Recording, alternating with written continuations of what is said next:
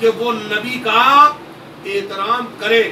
اسی لیے تاریخ میں ملتا ہے کہ نبی کے پیدا ہونے پہلے عبداللہ کو بھی اللہ نے اٹھا لیا. ارے میں کیا عرض کر رہا ہوں بھیا جی. اور ولادت کے کچھ سالوں کے بعد ماں کو بھی اٹھا لیا کہ کہیں میرے پیغمبر کو جھکنا نہ پڑ جائے. میں کیا عرض کر رہا ہوں, اتنی ریسپیکٹ فل تھا ہے پروردگار, یعنی اتنی ریسپیکٹ کرتا ہے اپنے حبیب کی پروردگار کہ کہیں سے میرا حبیب کسی کے سامنے جھکنے نہ پائے. لیکن ایک موقع ایسا اللہ نے بھی دیکھا, کائنات نے بھی دیکھا. میں کیا عرض کر رہا ہوں عزیزان گرامی کہ جب سیدہ آئی نبی سے ملنے کے لیے تو نبی اپنے مقام خاص سے اٹھے اور اٹھ کے چند قدم آگے بڑھے اور بڑھ کے سیدہ کا ہاتھ لیا اور چوما اور چوم کے ہاتھ پکڑ کے اسی مقام پہ بٹھایا کہ جہاں ابھی خود بیٹھے ہوئے تھے تو کسی نے سوال کیا, حضور یہ کیا کرتے ہیں, سائیڈ میں بٹھال دیتے. تو جواب دیا سائیڈ میں صحابیت کو بٹھالا جاتا ہے, عہدیدار کو نہیں بٹھالا جاتا. آواز پڑھے محمد والے. ارے تم نادان ہو گئے ہو, اسی ذات بے مثال کی وجہ سے تو میری نسل آگے بڑھ رہی ہے. کیا سمجھو, ارے اسی سے میں کچھ عرض کر رہا ہوں, اسی سے تو میرا خلق کا بادشاہ آنے والا ہے, اسی سے تو میرا صبر کا پروردگار آنے والا ہے, اسی سے تو میرا زین العابدین آنے والا ہے, اسی سے تو میرا محمد باقر آنے والا ہے, اسی سے تو میرا جعفر صادق آنے والا ہے, اسی سے تو میرا موسیٰ کاظم آنے والا ہے, اسی سے تو میرا علی رضا آنے والا ہے, اسی سے تو محمد تقی آنے والا ہے, اسی سے تو علی نقی آنے والا ہے, اسی سے تو حسن عسکری آنے والا ہے, اسی سے تو مہدی زمان آنے والا ہے. تو کیا سمجھو عظمت حضرت زہرا کی گرانی, یہ ہے عظمت. بس آخری لفظ جملہ عرض کروں گا, وقت ماشاءاللہ پورا ہو گیا, زیادہ وقت نہ ہو جائے, ہم نہیں چاہتے کہ کم وقت میں تھوڑے شارٹ میں یعنی تھوڑے سے وقت میں زیادہ پہنچ جائے, تاکہ ہمارے جو بزرگان تشریف فرما ہے ان کے چہروں پر گلاب سجے رہیں, اور ہمارے جو جوان تشریف فرما ان کے بھی چہروں پر خوشیاں کی منڈاتی رہیں, گردش کرتی رہیں. اور پھر ظاہر سی بات ہے جسے علی کی بزم میں سکون نہ ملا, ٹھنڈا ہو گیا, جسے علی کی بزم میں سکون نہ ملا تو پھر اسے کہاں سکون ملے گا. میں کیا کہتا ہوں, یہ بزم علی ہے, یہ بزم علی ہے عزیزان گرامی. یہاں تو جبرائیل آنے کے لیے ترستا ہے, یہاں تو فرشتے آنے پر فخر محسوس کرتے ہیں, اے اللہ مجلس حسین میں بھیج دے مجھے.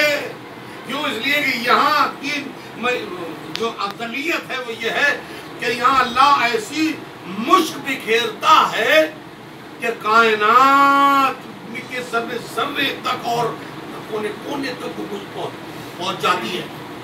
اور کائنات میں پہنچے نہ پہنچے لیکن عرش تک پہنچ جاتی ہے. عرش اٹھانے والے فرشتوں نے, عرش اٹھانے والے فرشتوں نے کچھ فرشتوں کو دیکھا اور خوشبو محسوس کی. میں عرض کرتا ہوں محمد والے محمد صلی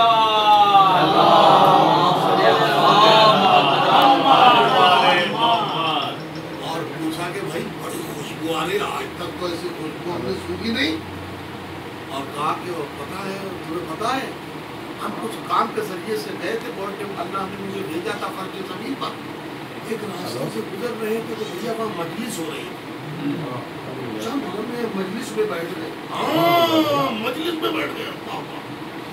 تو پتہ ہے آپ کو ان فرشتوں نے کہا کہ اچھا ہمارے دل میں بھی خواہش ہے کہ ہم وہاں جائیں اور ہمیں خوشبو وہ ملے.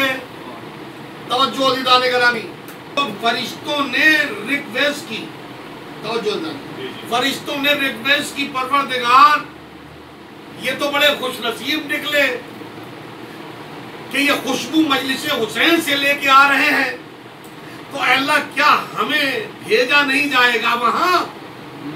آپ سمجھ رہے ہیں, تو ان فرشتوں نے یہ کہا کہ اب تو سب ہٹ بھی گیا, کیوں جو فرش بچھا ہوتا ہے, تبرک ہوتا ہے, وہ سب تقسیم تقسیم ہو جاتا ہے، پھر زمین رہ جاتی. تو قدرت نے آواز دی، آنے والے فرشتوں زبانیں بند رکھو، تمہیں معلوم نہیں ہے ہم اس سرزمین کو جنت کا ایک نمونہ بنا دیتے ہیں اور کئی دن تک خوشبو اس مقام سے بلند ہوتی رہتی ہے کہ جہاں مجلس حسین ایک بار ہو جائے. توجہ عزیزان گرامی، یہ بھی اللہ کا کوئی احسان ہوگا اور کچھ ہم لوگوں کو تائیوں کا نتیجہ ہوگا کہ اس سال جو ہے ماشاءاللہ ہر گھر میں مجلس ہو رہی ہے. ہاں بھیا ہم تو کچھ کہہ نہیں سکتے، بس جو سوچ ہے وہ یہی ہے. علل اعلان بہت ہو ہی رہے تھے پروگرام، لیکن کچھ گھر شاید سونے پڑے تھے، تو اللہ نے کہا کہ امام باڑوں میں تو حسین کی ماں، بس اپنی سوچ ہے، غلط بھی ہو سکتے، حالانکہ غلط نہیں سوچتا ہوں. تو اللہ کو بھی رحم شاید آیا ہوگا کہ حسین کی ماں امام باڑوں ہی میں جا رہی ہے، جہاں تم 24 آورز اپنی لائف بتا رہے ہو، وہاں بھی حسین کی ماں جائے تاکہ گھر برکتوں سے خالی نہ رہے.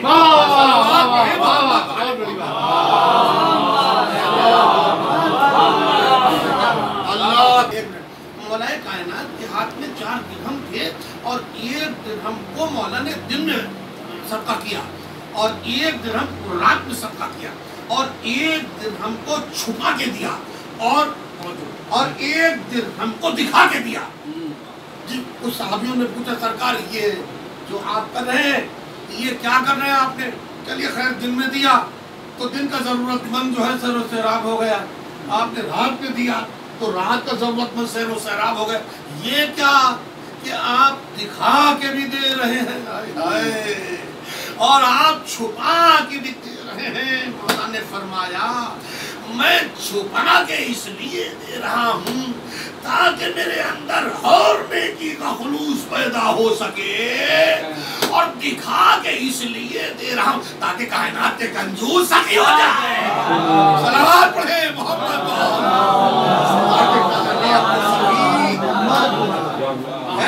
کنجوس سخی ہو جائے. یہ سید مولا کائنات کی سخاوت ہے اور اس کو قرآن میں اللہ نے سراہا ہے.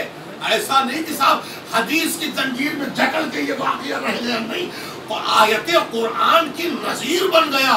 اور سورہ رات میں آپ پڑھ بھی سکتے ہیں الذین ينفقون اموالهم باللیل والنہار سرا وعلانیہ اولئک اجرهم غیر ممنون. ان کا اجر اتنا ہے کہ جو فکر بشر سے احاطے میں نہیں آ سکتا. کہ جو لوگ دن میں خیرات کرتے، جو لوگ رات میں خیرات کرتے، جو لوگ چھپا کے دیتے ہیں، جو لوگ دکھا کے دیتے ہیں. اب اصحاب میں سے کسی نے دیا ہو تو وہ اٹھے، آیت آ گئی دندناتی ہوئی ہے جبرائیل کے ذریعے سے بند پیغمبر میں، ارے یہ اتنا بڑا کام کس نے کر دیا. اب کوئی صحابی نے کیا ہوتا تو جھنڈا اٹھا دیتا، لیکن مجھے علم اٹھانے والے اور ہوتے ہیں. صلوات تو پڑھیے.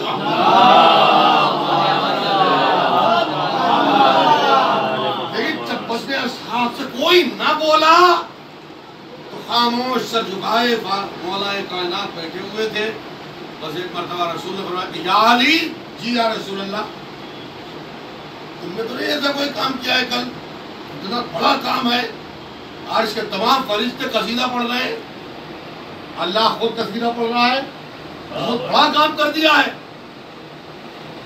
تو مولا نے فرمایا اب آپ حکم ہی دے رہے ہیں، یہ ہے علی، نہ مانو تو نصیب بگڑے، اپن سے کیا لینا دینا.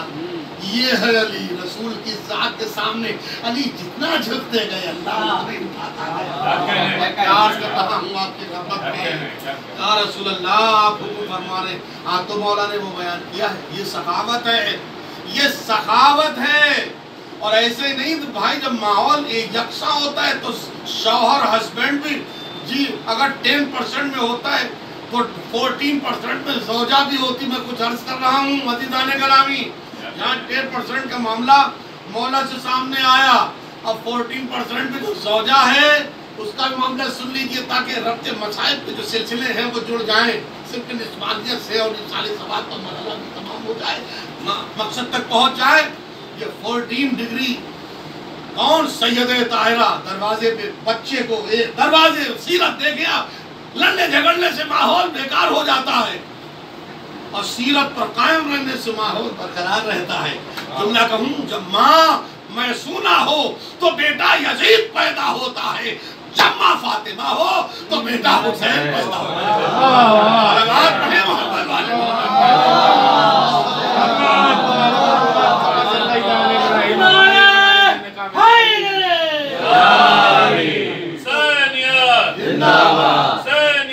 जिंदाबाद मुर्दाबाद।